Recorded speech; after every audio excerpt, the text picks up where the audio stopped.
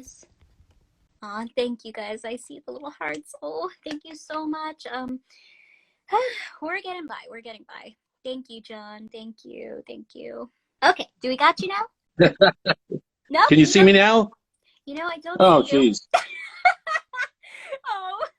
Up. Can you see me now? There we go. We got you. It's me, it's me, it's me. I can make a movie. That doesn't mean I know how to handle a smartphone. You know what? It's okay. People are understanding. It's totally fine. Okay, so I guess we should put your phone like on your desk so that you don't have to hold it. Okay. Make it a little bit easier for you. Wait, Alan, now I don't see you. I'm moving up. Can you see me now? I see half of your face. How's that? You know what? This is the funnest live ever. It's okay. How's that? Can you move a little bit more center?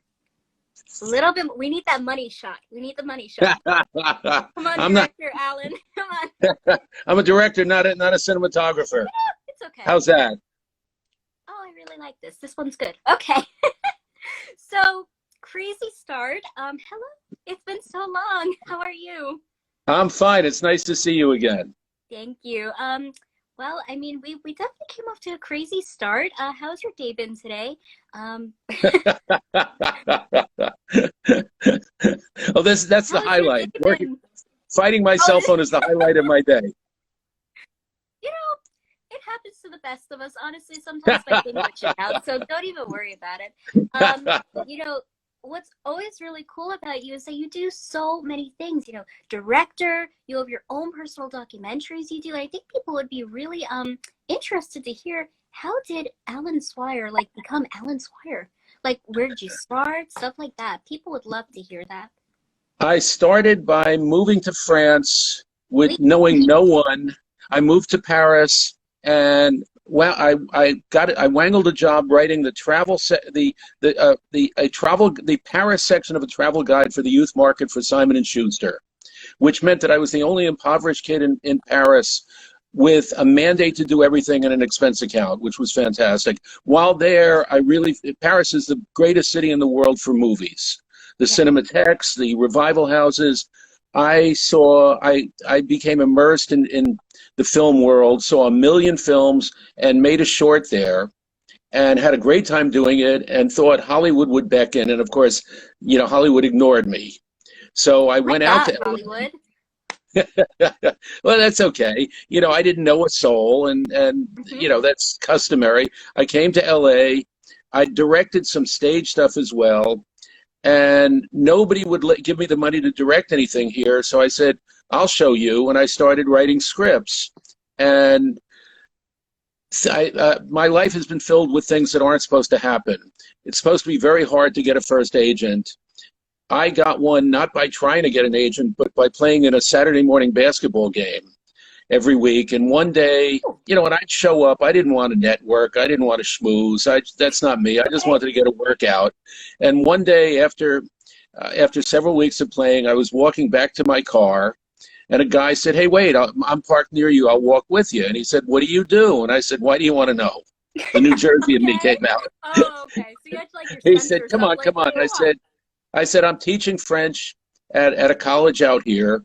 And he said, "But what do you really do?" And I said, "Well, I write scripts." And he said, "I'd like to read one." And I said, "What's the matter with you? Why?" He said, "I'm an agent." Oh, you must have been like, whoa. Well, I didn't want to have problems with the basketball game. I didn't want to have to, you know, if he didn't like it, I figured it was going to be awkward to show up at the game.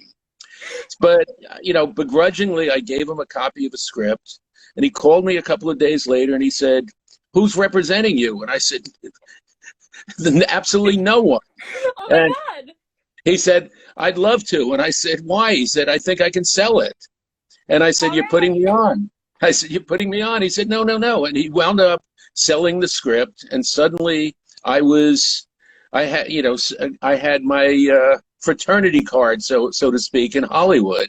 And that led to a bunch of writing assignments. And then, being contrary, I said I made more money than I expected to make, and took off for Paris again, which is the exact opposite of what I should have done, but it was great. And when I came back to LA, I started writing more scripts and had a nice measure of success. And one day, again, things happen in really weird ways. I was at my older son's baseball game, and a guy there whom I knew casually said, you're a writer, a screenwriter, aren't you? And I said, guilty. And he said, would you take a look at a script of mine? And I said, that was the last thing I wanted to do. Again, I don't want to go to my son's baseball games and have to tell it, if I hate the script. And he said, it's a psychological thriller. I'll email it to you. And I read, so begrudgingly I started to read it, and it was as though he had Google Earth fixed on me. Because the minute I finished reading the script, the phone rang, and he said, well, so what do you think? Oh my God. And I said, did you see the Dodger game? He said, you're changing the subject. And I said, absolutely. He said, why? I said, I don't want to talk about your script. He said, is it as bad as I think? I said, it's worse. Oh no. He told me that it was a psychological thriller, and I said, it's neither psychological nor thrilling. Oh, man. And he said, he said that we have a start date. What can I do to save it? And I said, well, you've got the wrong hero. You've got the wrong lead. And he said, who should it be? And I told him, and he said, what else? And I said, you can't have the FBI agent. He said, why not? I said, because, he said, he's a good character. I said, that's the problem. He said, what do you mean? I said, it shouldn't be he's a good character. It should be she's a good character. He said, why? I said, ever heard of something called romance? It enriches the film. Romance. Hello. Can you imagine? And he said, we talked for a while longer, and he said, when can you start? And I asked him what his budget was, and he told me, and I said, you know what? I don't want to do it. And he said, why not? I said, I'm working on something that I'm really enjoying, and fortunately, I don't need the money right now. I don't want to do a job that's just a job. He said, what would it take to induce you? And I said, I'll coin a phrase that nobody ever came up with before. And he said, what's that? I said, let me direct. And he said, why you? And I said, because at your budget, if you get somebody who does these things midway through the project, the director is going to be looking for his or her next gig. Mm. And he said, why would you be different? I said, for me, it would be a calling card. And he said, let me think about it. And he called me back and he said, how about lunch tomorrow with me and my producing partner? And I said, okay. And I showed up at the restaurant, and the producing partner tried to play tough guy on me, which doesn't really work. And he said, what if I tell you can't direct? And I took a $50 bill that I had as a prop in my pocket, and I put it on the table. I said, lunch is on me. Have a nice life. And I started to walk out. Oh, 1,000, 2, 1,000, 3, 1,000. Wait. And I wound up directing the film, and that led to a bunch. Actually, something very funny happened. Those two guys, I was supposed to have a music budget, and they, at a certain point, the music budget disappeared. And I said, guys, you just burned me. And they said, well, you'll come up with something. So I called a friend who'd written an album of songs for Ray Charles and had a recording career on his own, a guy named Jimmy Lewis. And I said, Jimmy, I need some music for a film. And he said, great, I'm on my way over. And I took, and I said yes to a couple of things. When you're driving in the car and the car radio's on, or when you go into a store and there's music playing, not Muzak, but real music. So he gave me a couple of songs, and I was able to find some music elsewhere as well. And Jimmy loved seeing his a film with his music in it. And this is a funny bit. And he asked me to direct a music video. And I said, Jimmy, I'd love to do it, but honestly, I've never done one. You're probably better off getting somebody who does that. He said, no, you're the only one I trust. So we had a great time doing a music video. He released through, at that point he was producing as well as performing and singing and writing songs. And he had a deal with Mardi Gras Records, and they loved what I did. And I did another one for them. And then one day Jimmy called me and he said, how busy are you? And I said, what do you need? He said, Mardi Gras would like you and me to do all their music videos and commercials. Wow. We have to go. And I said, Jimmy, I'd love to do that, but we have a problem. He said, what's that? I said, do they know what I look like? Because everything that Mardi Gras, the entire Mardi Gras catalog was black. Oh. And he said, he thought for a minute, he said, I'll go. And I wound up doing a bunch of things. The funny twist to this is that Jimmy wound up a cancer victim. Oh, no. And in fact, the last time I saw Jimmy out of the hospital was we were walking back to our cars together after Ray Charles's funeral. And Jimmy, instead of being black, looked yellow. And I thought, oh my gosh, because he'd had cancer, and I said, it's back. And sure enough, at his funeral, I was trying to console his wife when the only other white person at the funeral came over to her to say hello. And she said, do you guys know each other? And when he heard my name, he said, you're the one? Because he realized that it was a white guy doing Oh, you. all that stuff. Oh, my God. Anyway, then, another change in my career, I wound up a producer because some people wanted me to work on a TV series. And I said, I don't want to do it just, I don't want an entry level as a writer. So I wound up getting a job. Yeah, I talked my way into being the showrunner, which is not an entry level position. And then I was supposed to direct another feature film, when Hollywood was shut down by a writer's strike. And a producer I knew called me up. He said, come on, let's have lunch. I'm bored to death. And he said, look, I have some money, but we can't do a scripted film because of the strike. What else can we do? And I said, let's do a documentary. Oh, fun. And he said, that's a great idea. What should we do it on? I said, baseball has become a Latin-driven sport. Players coming in from the Dominican, Venezuela, Puerto Rico, Panama, etc. I said, let's do it about the Latinization of baseball, both on the field and in the stands. He said, that's great. How much would it cost? And I said, let me ask you a question. He said, what's that? I said, how much you got? Whatever you have, that's what we'll do it for. And I wound up, so that's led to, I guess I've done 8 or 9 documentaries since then, which is really, really fun. I haven't given up. I mean, again, another crazy thing that happened, when in my spare time, I write fiction. I had a novel published. I've had a bunch of short stories published. And at a certain point, a banker I knew, actually, called me up and he said, I just read a story of yours and I love it. I said, that's really nice. Thank you. He said, what would it take to turn it into a short film?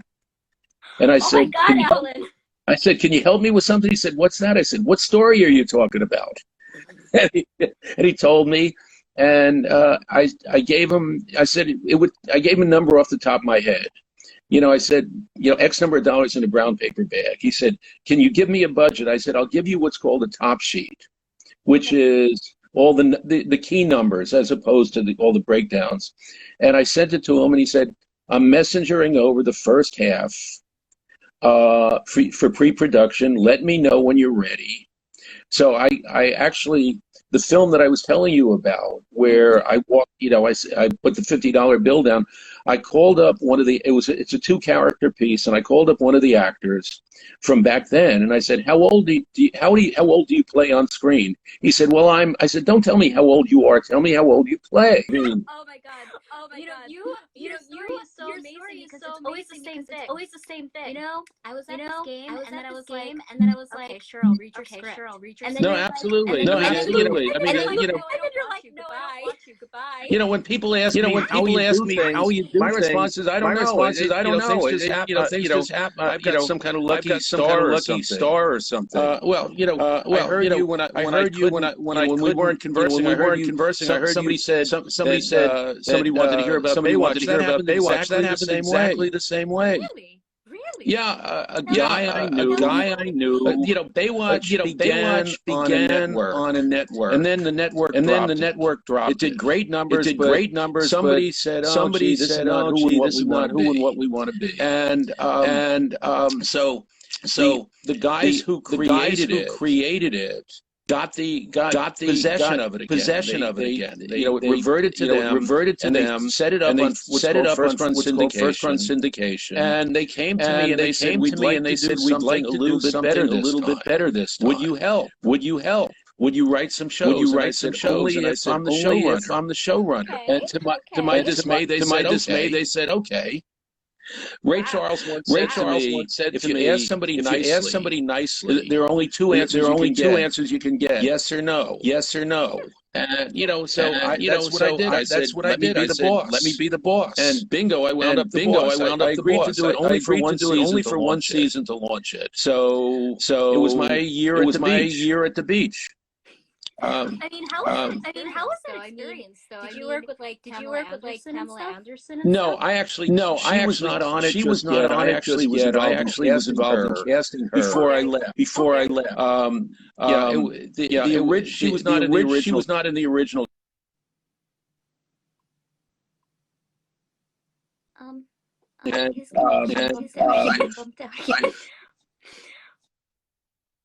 The guys who ran it only wanted kind of blondes at that point. And I said, I think it'd be great with diversity, but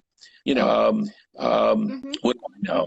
Anyway, Pamela was great. I thought Pamela was great. She came into audition, and I said, she's really, she was then very down to earth, And I said, she's going to be fun to work. I mean, above and beyond the jiggle, Oh my God, Alan! Well, I mean, you want to talk about a funny experience. I had an assistant. And she, it was hard to get in to see me if you didn't have an appointment, as it should be, because I was busy. And somebody got in one day, very pretty. Very young, very busty, would be starlet. And she said, "You're the showrunner." And I said, "Oh, this is so exciting. You need me." And I said, "Why do I need you?" Why do I need you? You need me on the show. And I said, "That's really nice. Well, that's really nice." And she lifted her blouse. And I said, whoops. And I said, very nice meeting you. And I called Marissa, my assistant. I said, please show her out. And I immediately, a second assistant whose job was primarily to watch my door. And if anybody came in, the two assistants were to come charging in saying, Alan, we need you. We didn't realize you had company. Oh my God, that must have been so crazy for you because, to cast, like you love Pamela's personality. It's more than what you look like. It's what you bring. Oh my God. This other woman showed me her two attributes. Unfiltered. I love it. All right. So you write scripts too. What is that take? How do you write something? Because we've had other people on my show, and they go into like their zen zone, sleep and dream about it. Alan, write a script. Well, it really depends. I mean, there are two. As I was saying, I started telling you about the short that I did, which was really fun. I mean, you're supposed to start your career not doing short, when you're well into your career. But it was really fun. Having made a bunch of documentaries, it was really fun to be working with actors again. We made the short, and suddenly we were deluged with invitations. The word got out. We were deluged with invitations to film festival, which is very flattering. And I said, look, I don't want to go to just here, there, or anywhere. But two of the festivals happened to overlap. One was in Manhattan, and the other was Asbury Park. Because I'm from New Jersey, that meant a lot. And I said to both of them, if you will schedule the screenings on back-to-back nights, I will come in. So it was great. It played Manhattan on Saturday night and Asbury Park on Sunday. And lo and behold, what happens to short films? Usually they disappear. a company called Shorts TV that was just starting out, and they had somebody covering the screening in Manhattan. And lo and behold, I was approached. We'd like to buy the U.S. and UK rights to your short, and they're actually going to pay for a short, which they did, and so it's a really nice run. It's on a loop. It's on a loop. It plays every so often in both the U.S. and the UK on their streaming channel, which is terrific. But again, it was really fun to be working with actors. But in answer to your question, it depends on the project.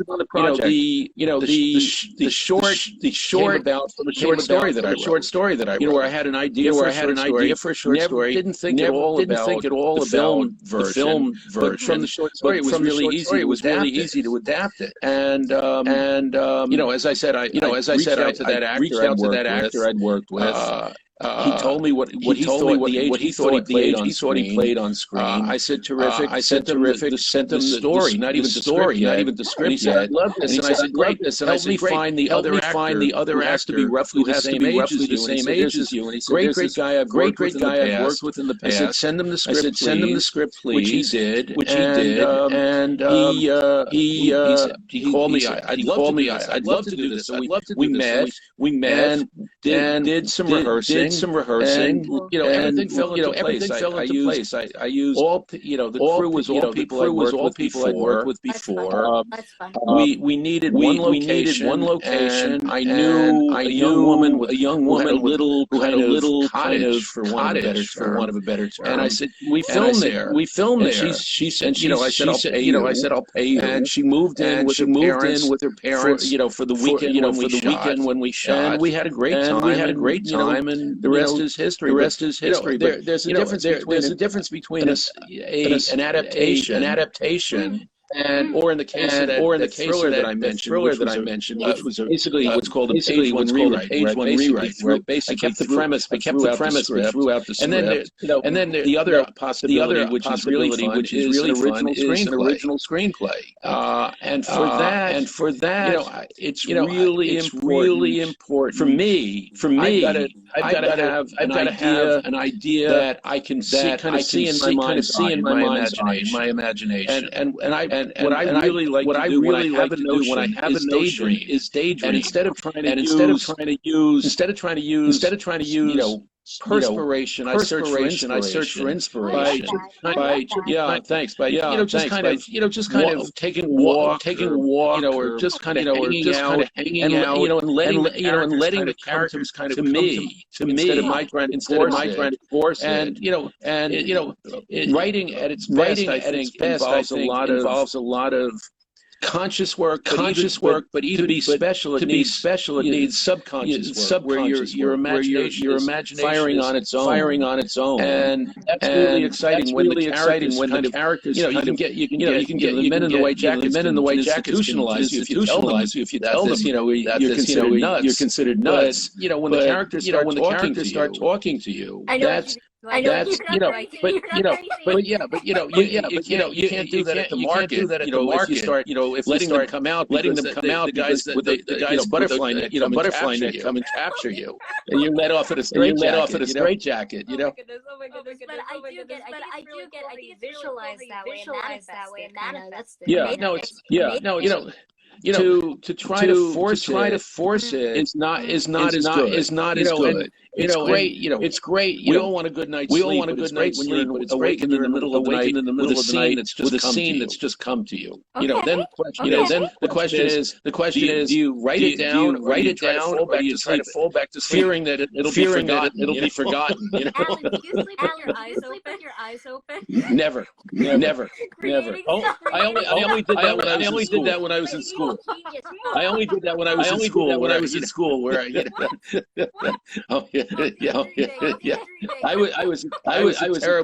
terrible student. I was the kid who my grades were good, but I was the kid who was reading something under his desk. I was thrown out of school many times growing up. I was bored to death. I was bored to death. Classes bored me. So what was your favorite subject though? Recess. Okay. Wow. So I know you're working on something new. Can we hear a little bit about that? Because I'm in post-production on a film that I love called When Houston Had the Blues. About the great black music scene in Houston that was actually destroyed in part by all things integration. Because there were a million clubs and whatnot. The community looked after itself. Integration was wonderful. It was a wonderful. The single most important social event of the 20th century. However, there was a downside. Suddenly, instead of there being black-owned banks, and restaurants and clubs, all sorts of entities like that. People could move elsewhere, and many of the people with money did. We've been forbidden for so long. Let's try it. Much of the businesses, including clubs, died. People weren't there because it's easy when you have two blocks to go to a club. That's easier than now having 45 minutes. 45 minutes. Knowing you can have to drive 45 minutes home after you've been having a great time and maybe drinking. And the neighborhood, what was called the third ward and the fifth ward, both withered. And also there was a great record label owner named Don Roby, and he died right around the same time. Two events simultaneously. And truthfully, the world had changed. TV changed the world. Suddenly people stayed home instead of going out all the time. And furthermore, in Houston, air conditioning came in, which meant that it was comfortable to stay home. Houston is really hot and humid town. So it was a convergence of things. But you probably don't know these names. But the original version of Hound Dog was not done by Elvis. It was done by an amazing woman, Big Mama Thornton. Willie Thornton. And the difference between her version and Elvis's, in her version, Hound Dog is a metaphor. She's talking about the guy who's behaving like a hound dog. So she's telling him, don't you come around no more. Unless you're going to step up. I now kind of Yeah, and Elvis is actually singing about a dog. The song was written by Jerry Lieber and Mike Stoller, and I discussed it. He said it makes no sense. He's singing about a dog. Woof woof woof. She said, "You Buster, you ain't nothing but a hound dog. Creeping around my door. That actually makes a lot more sense. Don Roby had her. That song came out on one of his labels. There was a great one of the great singers of all time, Bobby was on that. Clarence Gatemouth Brown. These are people your generation doesn't know about. They were absolutely wonderful. So and I love that opportunity. So I was down in Houston on two different occasions. Once pre-COVID and once pre-Delta variant. Doing tons of interviews. Yeah. So that was a whole lot of fun. And we're in post-production now. Great people that we got to interview. And I'm looking forward to finishing it. The Grammy Museum has asked if they could have a screening of it, which is nice because we had a screening of my last film, which went over really. It's called Harlem to Hollywood. I think we were going to something happened. Exactly. That one. It's about a singer-songwriter named Billy Vera who was the first white guy to play the Apollo Theater as part of a duet with a black woman. Billy Vera and Judy Clay, Storybook Children. Very cool. And the film is on Amazon Prime. It's also on some other streaming services. And we were able to come up with some footage of Billy and Judy on stage at the stage. It was thought that there was no footage. We came up with some, which which was really exciting. What would you like to see happen with movies in the future? More diversity, more attention to this. Like, what would you like to see somebody who's been in this? Frankly, what I'd like to see is a return to character-driven films. When you think about, that's moved onto cable. When you think about character-driven films, Queen's Gambit is a wonderful character-driven miniseries. Whereas movies in the theater are largely now superhero films or teen kind of mayhem films, or slasher movies. So that and the problem is when audiences see good films, when they don't see any, they accept whatever it is, or they don't. But, I'm not interested. The only time you see character-driven films at all is right before the Oscars. They bring them out at the end of the year, when the weather's crummy, and then they can strut because they know that those are going to win the Oscars. They do it for pride. But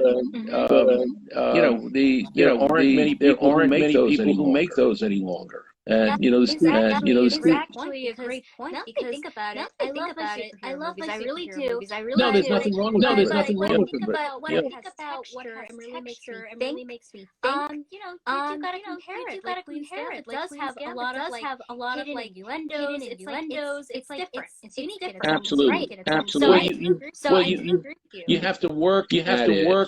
You have to, it's not just an amusement park. It's not like going to Disney. And there should be a place for both.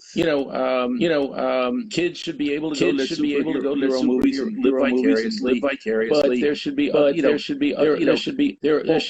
as well. And the studios are now they're no longer entities unto themselves. They're now all owned by conglomerates. So that it comes down to they want a safe bet. So they do market research. Market research is almost invariably wrong. Yeah, true. Once upon a time, the moguls went by the seat of their pants. And they were very much part of the audience. If you got people coming out of Harvard Business School, they have no kinship to the audience whatsoever. And they all go to screenings, or they live in a rarefied world, and they're out of touch. They speak in terms of quadrants. Quadrants meaning kids from 12 to 19, teenagers from 17 to such and such. Instead of saying what's the material, and stars no longer matter. True. Tom Cruise is a star only in the Top Gun series. Well, he does his own stunts. That's cool. Yeah, but he doesn't mean go to a movie because Tom Cruise is now that old guy. He's not a movie. The movies themselves. When you think in terms of Nicholson and Beatty and Meryl Streep, they're stars. They were stars.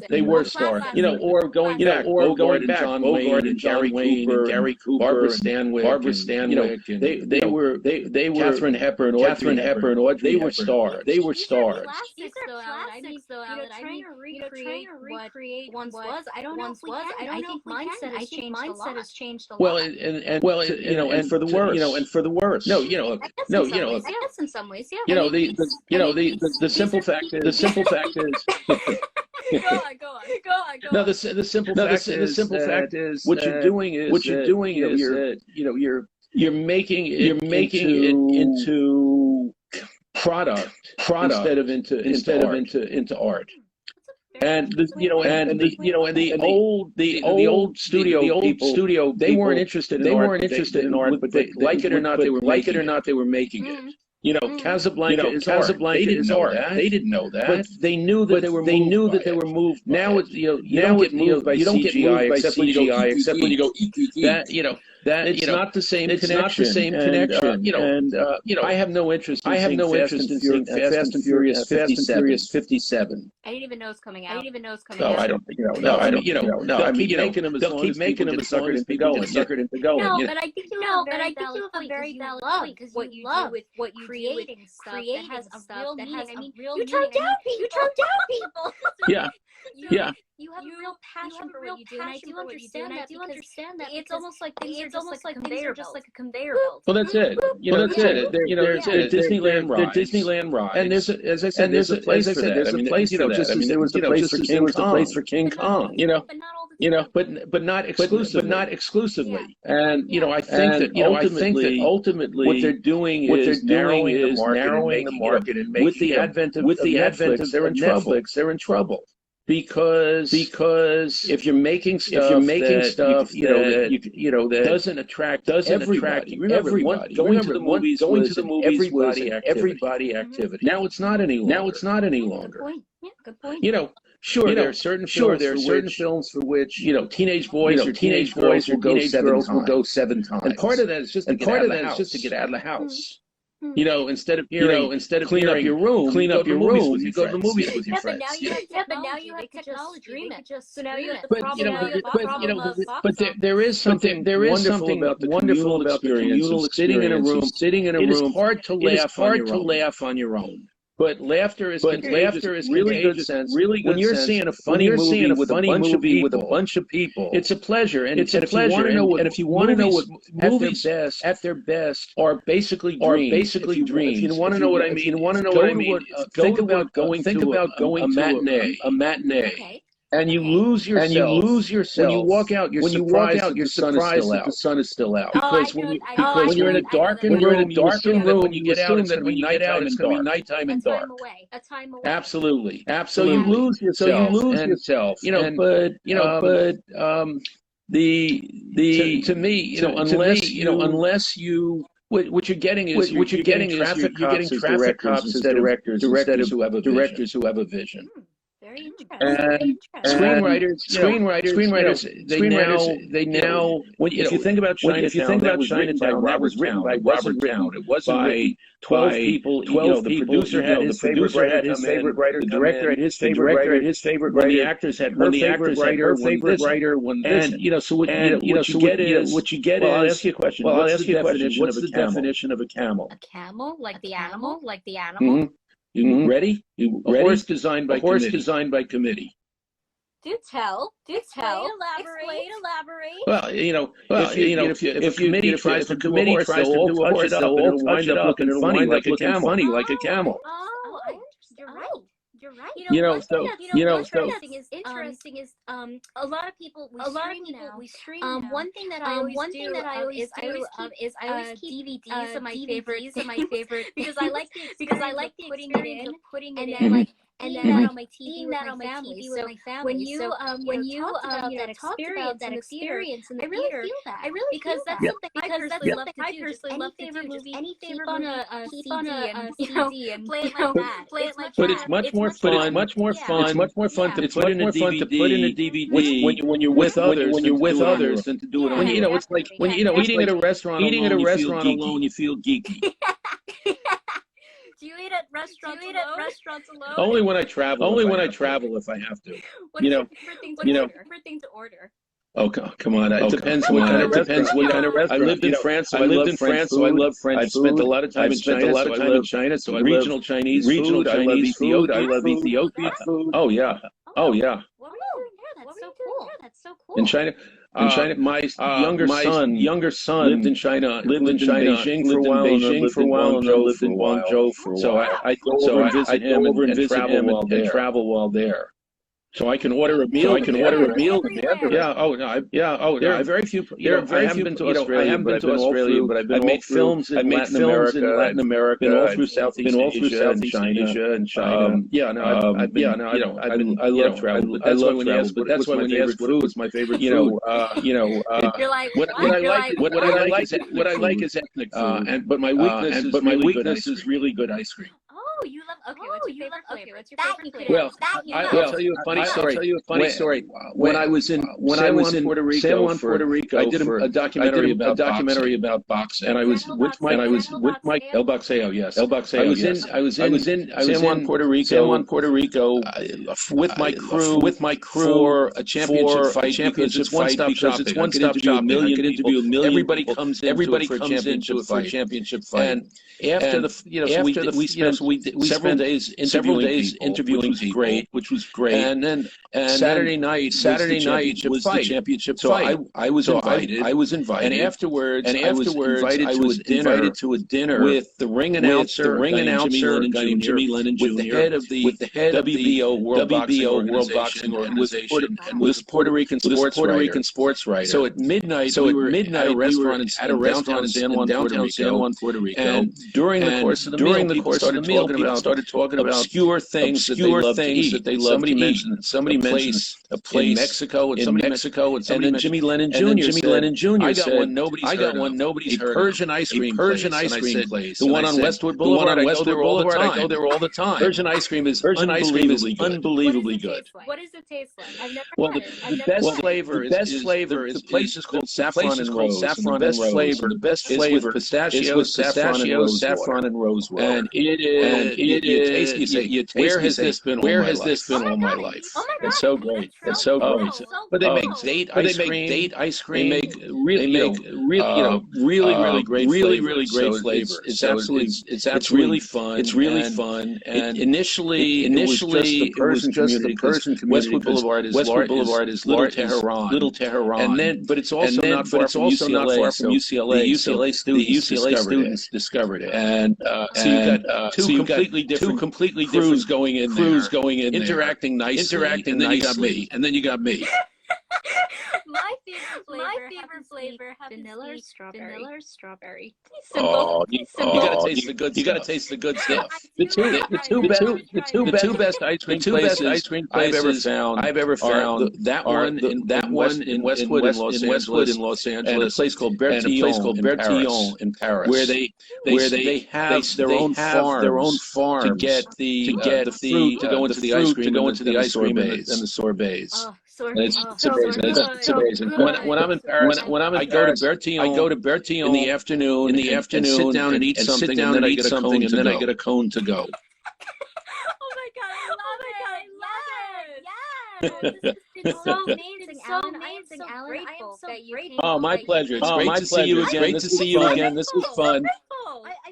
I had you on as amazing. Seriously. I know. I love. We got it done. All right. Well, give my best. Sorry about the technological miss, but I'm going to go and just crop that out. Don't even worry about it. All right. Don't worry. Anything else you would like to share with people? Oh, I think he froze. Only that someday I'd love to find a way for your mom and me to do the story about his sister. Yeah. So we got. I'll end with. We need to get the big bad wolf. Ooh, saucy Alan. Right? You know who the big bad wolf is. The slogan on like the poster. Absolutely. So we got to get a strap. We got to get a strap for the big bad wolf. Thank you, Alan. All right. Great to see you. Thank you. Bye-bye.